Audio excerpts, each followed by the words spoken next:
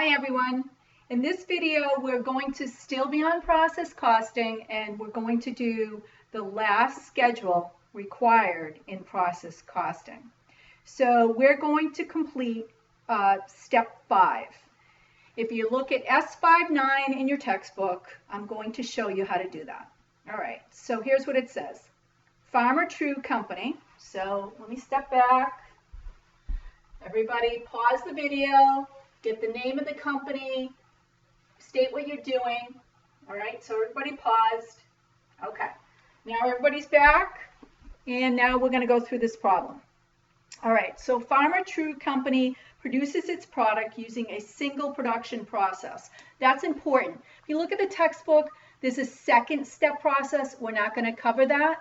We're also only going to cover the weighted average method. So my accounting majors, there isn't other methods. There's FIFO. We're going to focus on weighted average because that's used most often in the real world. We're also going to focus on a single production process. Another thing that I'd like to tell you is, because I ran out of room, I'm going to call an equivalent unit EU. So that's what EU stands for, the equivalent unit. All right, so we go back in. Guess what? They already gave us the equivalent unit. So I already showed you how to do that in a prior video, but this one they gave it to us. So we're going to start with during the month. Farmer True completed and transferred out 370,000 units to finished goods inventory. At the end of the month, 82,000 partially completed units remained in ending work in process inventory. These partially completed units were equal to 70,000 equivalent units of direct materials and 53,000 equivalent units to conversion costs. Here's what they want us to do in step 1. They want us to figure out the units completed and transferred out. And B, that's A, and then B, they want us to figure out the units in ending work in process inventory. Okay? All right, so if you're looking over on the board, here's A, that's all the information. Here's B, that's all the information. All right, so now we're just going to input our numbers. So we start over here, and they said completed and transferred out are 370,000.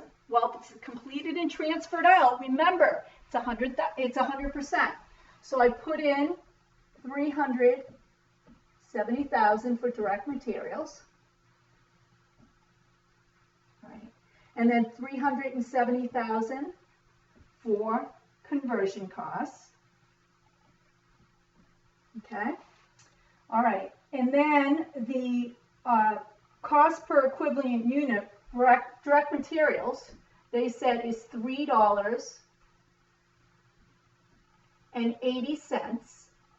And then they said conversion costs is $3. Okay, so you take in your calculator 370,000 times 3.80. That gives you 1,406,000. You take in your calculator 370,000 times $3, and that gives you 1,110,000. Okay, now costs assigned to units completed and transferred. The total for direct materials is 1,406,000. The total for conversion costs is 1,110,000. Add those two together, which is 2,000,000.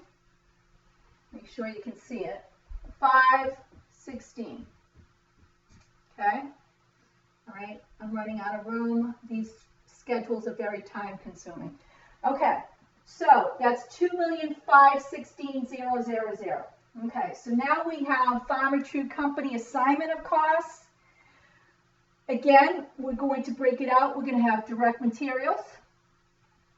We're going to have conversion costs.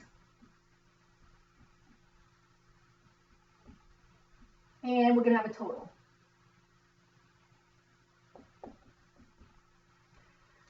Now, just so you know, normally this is all in one schedule, but I like that it's keeping it simple this first week so that you're clearly seeing, all right, you're going to figure it out for completed and transferred out, and you're going to complete it out for ending work in process as well. Okay?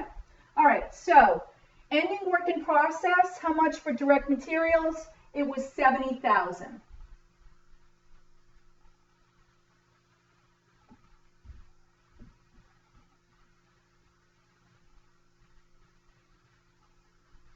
I'm just going to kind of draw a line so I'm neat for you all. And then this is 53,000, same line. Okay?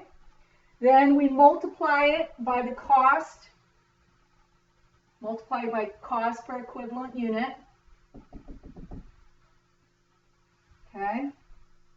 And that is $3.80. And then this is $3. Okay? These numbers they gave to you for this particular problem. Next week, you're going to figure this all out. All right, so 70,000 times $3.80, and that's 266,000.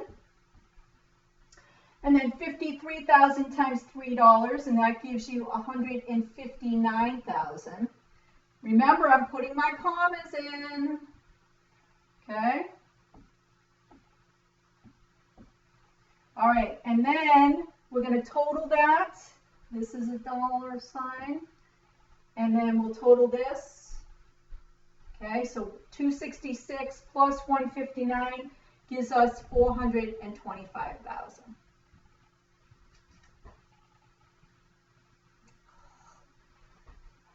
This board's too small. All right, so that's the first part of that. Here's what it says for the second part, okay? The total cost to account for. How would you figure that out? Well, you're going to take 2,516,000, you're going to add in 425,000, and that will equal 2,941,000. Okay? And then the average cost of making one unit, so everybody remember this, especially for next week, you're always going to take your equivalent units, $3.80 plus the $3, so your average is $6.80. Okay, one more time, $3.80 plus $3 gives you an answer to number 3. Okay, and that's it. So as you can see, there's 5 steps in process accounting. And what does this do? Well, at the end of this, the manager would look at this and say, and they would clearly know what it's costing them per unit to produce this particular problem. Then they can make decisions. Okay, this is costing us way too much, or, you know, they'd also take it to their sales department and say, listen, you need to up the price. You're not charging enough. So what this, even though it's a lot of steps and I know it's tedious, it's very important for them to see what it's costing them to make this product. Okay? All right, so get in the lab as soon as you can, and I will see you again soon.